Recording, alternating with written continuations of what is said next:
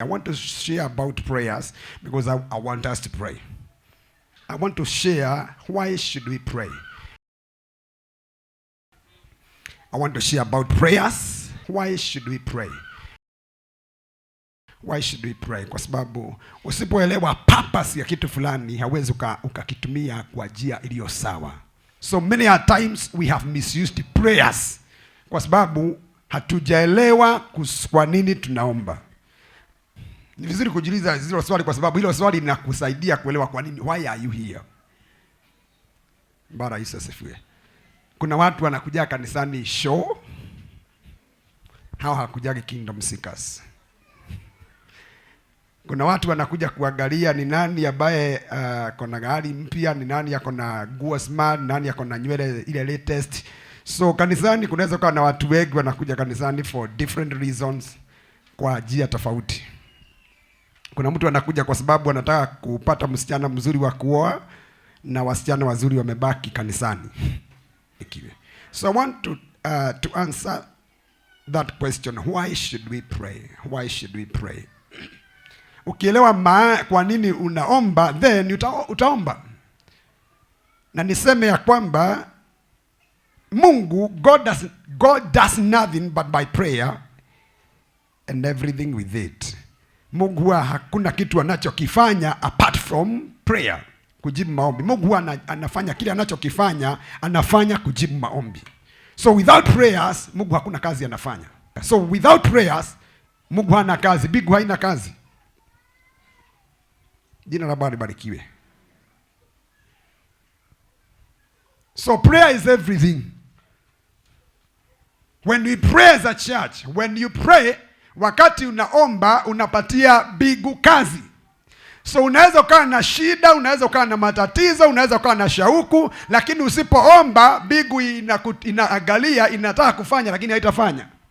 Mungu akataka kubariki lakini hata kubariki kwa sababu haujaomba. Jina la Bwana libarikiwe. So point number 1, why we should pray? Because it is a command. Kwa sababu ni amri, it is a command. Now Luke chapter 18 verse number 1, Luke chapter 18 verse number 1, Amplified inasema hivi. Ndiona inasema hivi. Also Jesus told them a parable to the effect that they ought always to pray and not to turn coward, not to faint, not to lose heart, not to give up. Unafaa kuomba pasipo kukata tamaa, pasipo kuvujika moyo na pasipo kuondokea. Yaani waachilie, uombe. So I'm saying ya kwamba prayer, it's a command. Ni amri kutoka kwa Mungu. 1 Thessalonians chapter 5 verse number 17. Amplified inasema be unceasing. Haya. In prayer, pray perseveringly. King James inasema kwamba we pray without ceasing. Pray without ceasing. Uombe bila kukata tamaa, bila kukoma. So because it is a command from God that we should always pray and not give up. We pray all the time. Message Bible inasema you pray. Can you turn to your neighbor mwambie pray all the time? Jina la Bwana libarikiwe. Nimesema hii sio fundisho ngeni na kufundisha kwa sababu I want us to pray. Kwa sababu a prayerless Christian is a powerless Christian. You can only measure your spiritual strength. Unaweza ukapima nguvu zako za kiroho na your prayer life. Na wakati adui anapotaka kuimba kitu kwa maisha yako, jambo la kwanza ambalo wanaiba kwa maisha ya Mkristo ni ule uwezo, zile nguvu, ile neema ya kuomba. So kanisa ambalo haliombi halina power.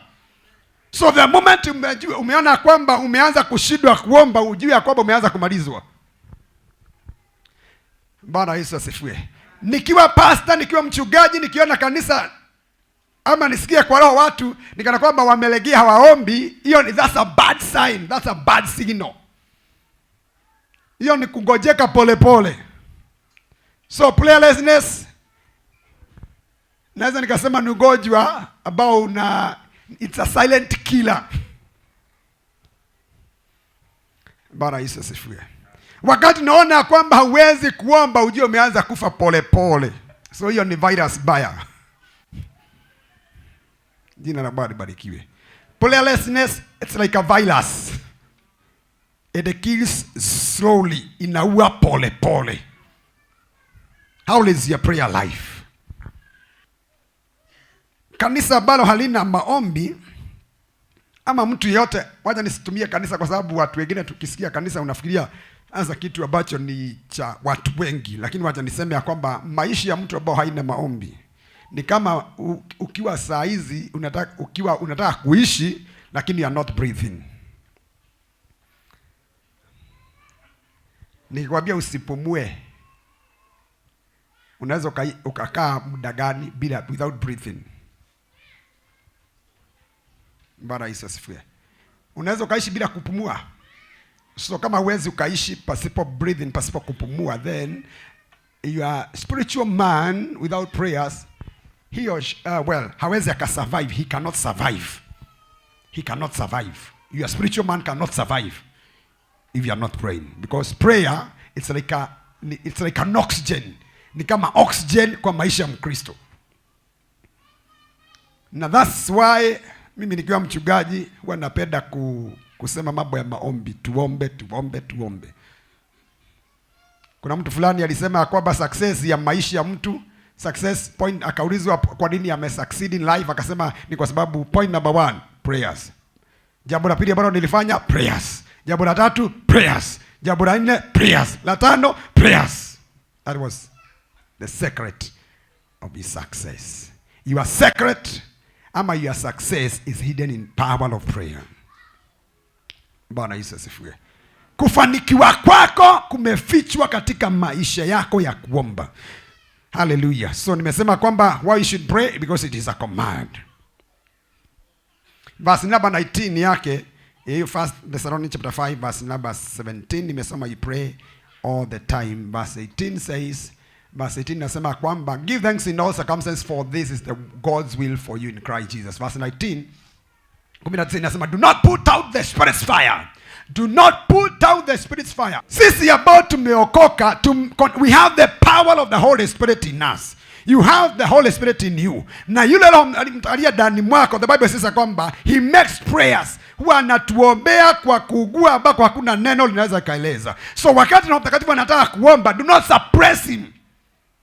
There is that inner voice. Kuna hiyo sauti ya ndani na kuambia omba. It is time to pray. Wake up. Usiku unaambiwa, unasikia sauti na kuambia it is time to pray. Amka uombe. Do not suppress. Do not subdue the Holy Spirit. So watu wengi ni kana kwamba unasikia hiyo sauti lakini unasema ninashindwa kuomba. Do not suppress. Usimnyamazishe Roho Mtakatifu. Usimfinye ama usifinye Roho. So how can you suppress the Spirit? By prayerlessness. You can quench the spirit, you can quench the fire of the Holy Spirit in you by prayerlessness. So prayerlessness, ama wakati hauombi, kutoomba kwako kunazima moto wa Mtakatifu ndani mwako. Lakini ukitaka moto uendelee kuwaka, you need to pray. Unahitaji kuomba all the more. Bwana Yesu asifiwe. Hallelujah. I'm looking forward to see kanisa bado linaomba. I'm looking forward to see watu watakao kuja kanisani, sio wahubiliwe, sio warukaruke. Sisemi ni vibaya kuomba, kurukaruka, lakini natamani kuona watu wanaokuja kanisani mapema na ili wapate wakati mwingi na Mungu wa kuomba.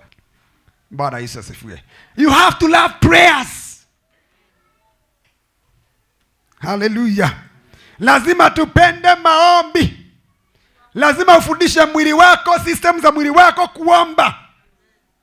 Lazima ubadilishe your attitude ubadilishe your mindset na uonyeshe mawazo yako, I need to pray and I love prayers and I must pray.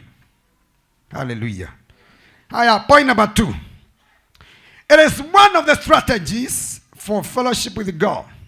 Prayers, why should we pray? Point number 2. It is one of the strategies for fellowship with God. In other words, ni njia ya community. It is a strategy for communion, for fellowship. Maombi, when you are praying, you need to pray to have fellowship with God. Unahitaji kuomba, uwe na uhusiano, uwe na fellowship na Mungu. Kile ambacho Mungu alikuwa anataja wakati anapoongea mambo ya maombi, he needed fellowship. And prayer is not monologue, it's dialogue. Maombi sio yako wewe kuongea alafu unamaliza. It is dialogue. Dialogue, it's a two-way traffic. Unasema, unasikiza, baada ya kusema naye Mungu anasema na wewe, anasema na roho yako. So you have to teach yourself. You have to teach your spirit. Lazima ufundishe moyo wako kusikiza sauti ya Mungu. Lazima kila mtu afundishe roho yake kusikiza sauti ya Mungu wakati Mungu anapomzungumzia. Bwana Yesu asifiwe. Hallelujah. If you have a friend, nataka kupatia mfano ya kwamba ukiwa na rafiki huwa unasikia vizuri sana wakati unakaa na yule friend. Unasikia vizuri ukiwa na yule watu wa digital wanasema bestie. Nasikia vizuri wakati unakuwa na yule rafiki wako wa karibu, mnaongea na hamtaki kuachana. Wacha nikuambie, Mungu wetu anapenda fellowship. So huwa nasikia vibaya sana wakati umejipeana kwa mambo mengi. Nowadays watu wengi tumejipeana kwa simu. Ndio marafiki. You are using, mara nyingi wakati wako mwingi uko kwa simu. Unatumia a lot of time with the phone. You have no time with God. Nimetumwa na Mungu nikuje nikuambia kwamba Mungu anakuhitaji. Mungu anakuhitaji. Na anakuonea wivu. Bwana, in fact the Bible says our God is a jealousy God. Our God is a jealousy God. Mungu akiona unajipeana ama unapeana wakati wako mwingi, anapeana wakati wako mwingi na time yako na energy yako kuingine, anasikia vibaya. Wakati unaposikia mke ameuawa na mume, ukichunguza ni upendo, sio hatred. Sielewa hiyo. Tofautisha kati ya jealousy na hatred. Ni mwanaume kusikia ya kwamba huyu hawezi akaenda na mwanaume mwingine, afadhali ni muue. Jealousy. So ukiona maandiko ikisema God is a jealousy God, afadhali Mungu aondoe vitu zingine kwako, abaki na wewe. Jina la Bwana libarikiwe.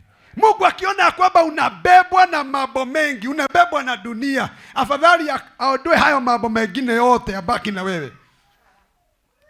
And that's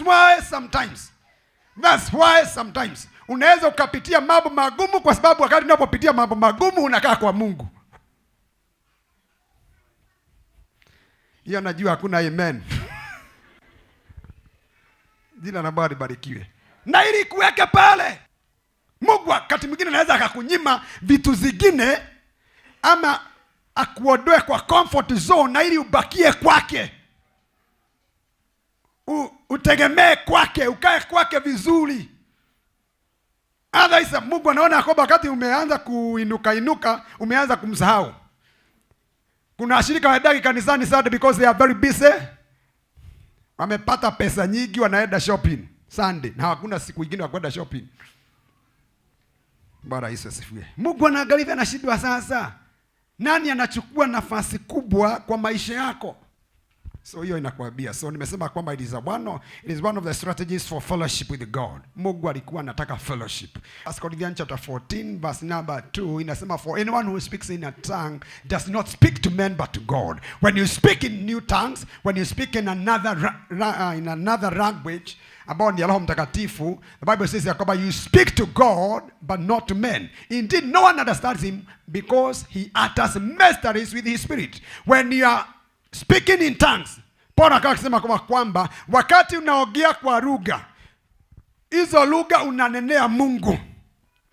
Unanenea Mungu. Your spirit is praying. Roho yako inaomba. Roho yako inakuwa na fellowship na Mungu. Na verse number 3 says, mstari wa 3 inasema, but everyone who prophesies speaks to men. Anayetoa unabii anazungumzia wanadamu. For they are strengthening, na ili watiwe nguvu, and encouragement and comfort. Wakati tunaomba kanisani, tukiomba vizuri kuna prophecy zinaweza zikatoka. Zile prophecy unaweza ukajua prophecy ya Mungu kwa sababu gani? Kwa sababu ni ya kustrengthen, ni ya kutia nguvu, ni ya encouragement, ni ya kutia watu moyo, ni ya comfort, ni ya kuleta faraja, ni ya kufariji. Jina la Bwana libarikiwe. Jina la Bwana libarikiwe. So nasema prophecy, they speak to men for their strengthening and encouragement and comfort. Unahitaji faraja. So wakati wote tunapopokea, wakati tumeomba, kunakuwa na lugha ama kunakuwa na prophecy na unabii. Na ule unabii unakuja ku strengthen, ku encourage na comfort.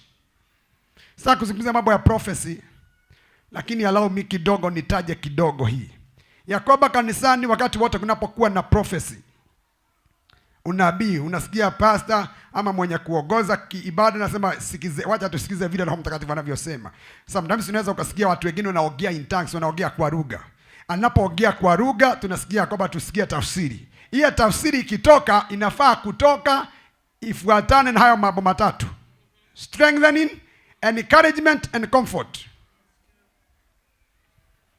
Bwana Yesu asifiwe. Mmenipata? That's how you can test prophecy. Hivyo ndivyo huwa mtu anajaribu unabii. So lazima upime prophecy. That's the Bible says that we test every spirit. Because not every spirit that is from God. Kuna kuingine kulitolewa prophecy kanisa linaisha. Unabii unatolewa na baada ya kutoa unabii kanisa inaisha. That's not from God. Mungu hawezi akafanya kazi hivyo. Bwana Yesu asifiwe.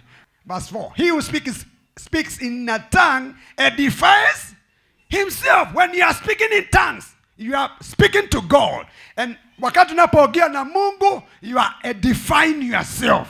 Unajijenga huko ndani. So prophecy ama maombi inafaa kukujenga. When you are speaking to God, wakati unanena na Mungu, unajijenga huko ndani. So you can only measure, unaweza kupima nguvu zako za ndani na vile unavyokuwa na uhusiano na Mungu. Wacha kusema unajuana na Mungu, haujui. Kama unajua, angalia your prayer life. Unaweza kusema najua na Pastor Karaja. Unaweza kuwa wewe ni rafiki wa mtu kwa TV. Unampenda tu hivyo. But hiyo sio kusema kama we have become friends. Kuwa rafiki ni kujua secrets za yule mtu mnaongea, mnajuana. So once wakati unaposema unajua Mungu, acha Mungu akujue na wewe umjue. Na unaweza kujua na Mungu kwa sababu ni vile mnavyoongea. If you are stranger, kama wewe ni stranger, saa hizi nikupatia mfano. Ukiwa uko na rafiki unatamani kuwa na uhusiano na wakati mwingi unachukua kuwa na yeye. Kama ni stranger, nikikuweka pamoja na stranger ambaye haujaimuona, hamujaionana tena, meet for the first time. The next 5 minutes, dakika zingine 5, mtakuwa mmemaliza kila kitu na mmeanza kuangaliana. Stories zimeisha kwa sababu ya strangers. Lakini kama nyinyi ni marafiki, mnaulizana na ebukubuka mnaongea sana. So the time you vary in the presence of God can define your relationship with God. Jina la Bwana libarikiwe. Bwana Yesu asifiwe. Ule muda unaokaa pamoja kwa maombi inaweza ikadefine your relationship with God. Because prayer, maombi yako na length na yako na depth. Hallelujah. Hallelujah. Point number 3. Nimemalizia na hiyo ya kusema kwamba prayer inakuedify, inakujenga. Inakuedify, inakujenga. When you are praying, you are building your spiritual life, especially when you are praying in tongues. That's why kila mtu anafaa kutamani kuomba na uombe kwa lugha. Sio kwa sababu naelewa, kwa sababu you are edifying yourself, you are building your spiritual man. Point number 3, it is a platform for growth and transformation. It is a platform for growth and transformation. Ni mahali pa growth, pa kukua na kubadilishwa. A platform for growth and transformation. Nimekewa Luke chapter 9, Luke chapter 9 verse 28. Maombi inakupatia platform ya kukua wewe. You want to grow spiritually. Na pia inakupatia nafasi ya transformation, kubadilishwa. I believe ya kwamba prayer should change you fast. The Bible says about 8 days after Jesus said this, he took Peter, John and James with him and they went up onto a mountain to pray. Yesu Kristo ameenda pamoja na Petro na John na James mlimani. Ameenda kufanya nini? Kuomba. Verse 29. Bible says as he was praying, the appearance of his face changed and his clothes became as bright as flash of lightning. Kristo ameanza kuomba. Wakati wa kuomba sura yake, uso wake umeng'aa. Amebadilishwa na maombi. Uso wake umeng'aa, nguo zake zimebadilika. Zimekaa as bright as flash of lightning. Prayer, nimesema, it is a platform for growth and transformation. Maombi inafaa, when you are praying, prayer should change you fast. Bwana Yesu asifiwe. So if you are prayerful, wacha hiyo maombi kwanza ikubadilishe. Ni vibaya sana kuwa mwombezi lakini haubadilishwe na maombi. Kuna mambo haya, wacha niseme hivi. Many a times huwa tunaomba maombi tubadilishe mambo. Many a times unaomba ubadilishe mambo fulani. But it is easier, ama it is cheaper to change your life than to change things.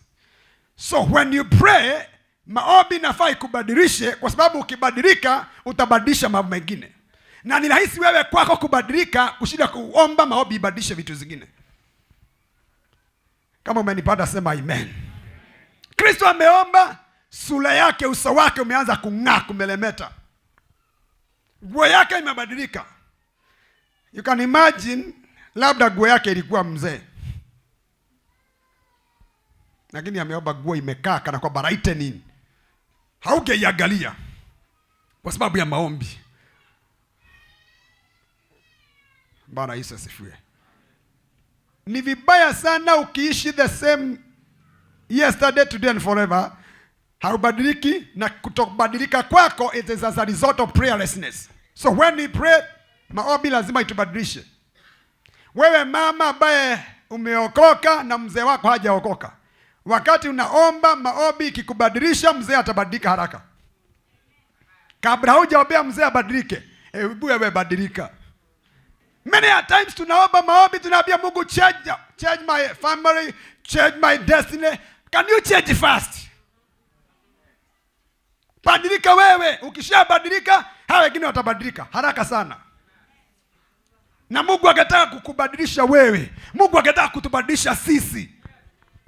Mungu anataka kubadilisha your background. Mungu anataka kubadilisha background yako. Mungu anataka kubadilisha jina lako. Mungu anataka kubadilisha historia yako.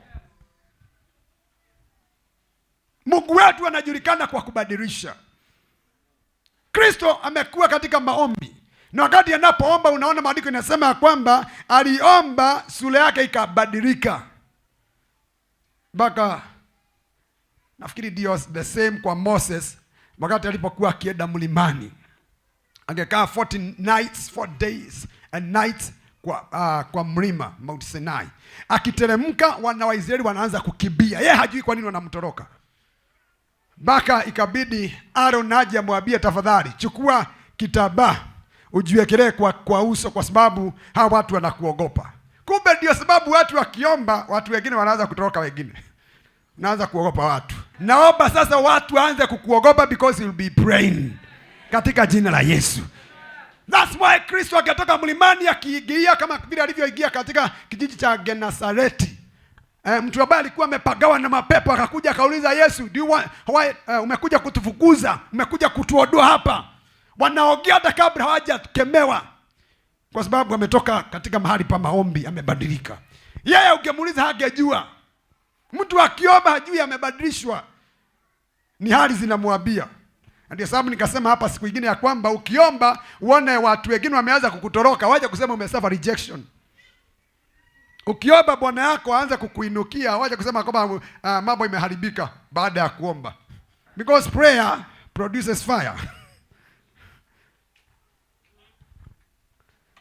But I say that's why nimesema kwamba you should not quench the spirit.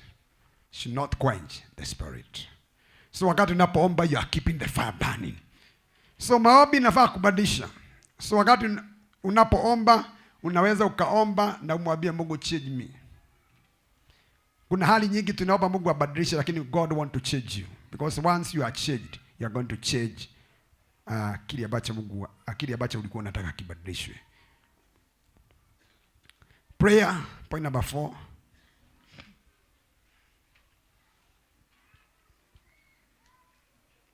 Prayer is a platform for warfare and intercession.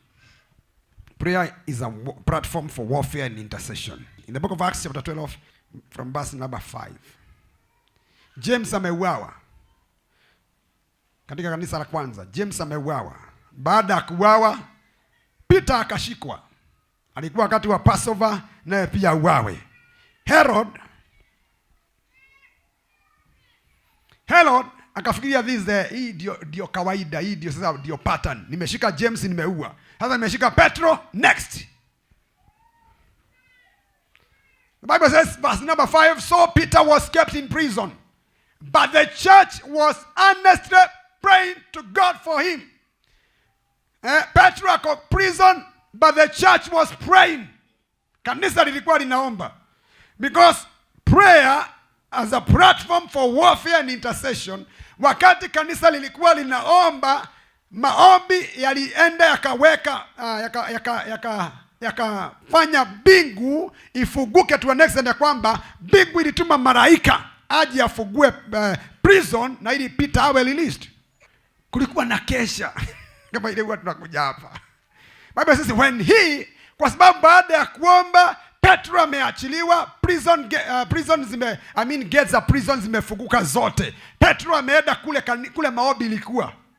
Ameongozwa na malaika, nafikiri wakati alipolilisiwa, sasa akaenda kule kanisa lilikuwa. The Bible says when he at a glance became aware of this, comprehending all the elements of the case, he went to the house of Mary, the mother of John, whose surname was Mark, where a large number were assembled together, and watu walikuwa wamekusanyika, and they are all praying. Maombi ya warfare ya kusema jela lazima iachilie, Petro hata kufa kama vile James amekufa, tutangaza kwa jina la Yesu ya kwamba Petro hata uwewa, kanisa halitadhoofishwa. Kanisa lilikuwa linaomba likikataa Petro auawe, kwa sababu kuuawa kwa Petro kama James vile alivyouawa ilikuwa njia moja ya kumaliza uwezo na nguvu za kanisa. And the same prayer tunafaa kuomba. When the church is not praying, kanisa linaendelea kuwa suppressed. Jina la Bwana libarikiwe. Sasa watu walikuwa naomba. Verse number 13 says what? Petro ameenda amebisha mlango kwa mama John. Msichana wa kazi Ronda akakimbia kwa mlango. Kaenda akagalia nani? Verse 14 says what? When she recognized Peter's voice, alijua sauti ya Petro. She was so overjoyed. Alifurahia hata hakufungua. Was so overjoyed, she leaned back without opening it, and he exclaimed, Peter is at the door. Bwana Yesu asifiwe. I want you to see this picture. Watu wanaomba fire, wanaachilia fire kwa cell. Wanna break those chains. Wanavuja. All of a sudden Lord ameangalia. Ameona ni Petro. Petro, wacha kwanza ukae hapo. Church, maombi yamejibiwa. Bwana Yesu asifiwe. Verse 15 says what? You are out of your mind. They told her when she kept insisting that it was so, they said it must be his angel. Bwana Yesu asifiwe. Mimi ya kwamba wakati walikuwa naomba, hawakuwa naamini maombi yako na nguvu. Hawakuwa naamini ya kwamba Mungu anasikia maombi. Nataka ugeukie jirani yako mwambie Mungu huwa anasikia maombi. You have to believe in prayers. If you believe in prayer at all, expect God to hear. If you believe in prayer at all, expect God to hear or to hear you. God will not hear you unless you believe he will hear you. Lazima tuamini katika nguvu ya maombi, wapendwa. That there is power in prayer. When we pray, Mungu anasikia. Na milango ambayo haiwezi kafunguliwa na kitu kingine, inafunguliwa na maombi. And church, we have to pray. Hallelujah. Bwana Yesu asifiwe. That's why I've said prayer is a platform for warfare intercession. Wakati unaona kuna mambo mengi ambayo yako zaidi ya uwezo wako, engage yourself in prayer. Enter into your prayer closet. Ingia katika mahali pako pa maombi na uanze kuomba. Lile jambo ambalo ni baya sana kwa maisha ya Mkristo ni uwezo wa kushindwa kuomba. Kwa sababu shetani akiingia kwa maisha yako kama mwizi, the Bible says kwamba the devil comes to steal, to destroy and to kill. But Jesus came that we may have life and have it more abundantly. Wakati adui anakuja kwako, anakuja kuiba. So wakati adui anataka kuiba, mwizi akiingia kwako anakuambia you shut. Hata wakati mwingine unaweza ukawekwa vitu kwa mdomo. Sasa mwizi akitaka kuingia kwa maisha yako anafuga mdomo. Usiombe. Tafadhali. Haujafungwa mdomo wa kiroho. You can call the name of Jesus. Adui akitaka kuiba destiny yako, anaiba your prayer life. Adui akitaka kuiba jamii yako, anaiba your prayer life. Adui akitaka kuiba biashara yako, anaiba your prayer life. Tunakataa kuibiwa katika jina la Yesu. Maisha yetu ya kiroho, maisha yetu ya maombi haitaibiwa katika jina la Kristo Yesu. Bwana Yesu asifiwe. Prayer inakuigiza kuna transaction ambazo zina take place. Wakati tunapoomba kuna mabadiliko inafanyika katika ulimwengu wa kiroho. So that's why we should pray and not give up. Bwana Yesu asifiwe. Kanisa la kiroho tunaitwa kiroho. But for you to be spiritual, you must be prayerful. You cannot be spiritual without prayers. Jina la Bwana libarikiwe. Sijui ni ripoti gani umepokea kwa maisha yako. Sijui ni jambo gani ambalo linakaa gumu sana. Kile ambacho kimeshinda wanadamu kina uwezekana wakati tunapoomba. Mungu ana uwezo wa kufanya. Bwana Yesu asifiwe.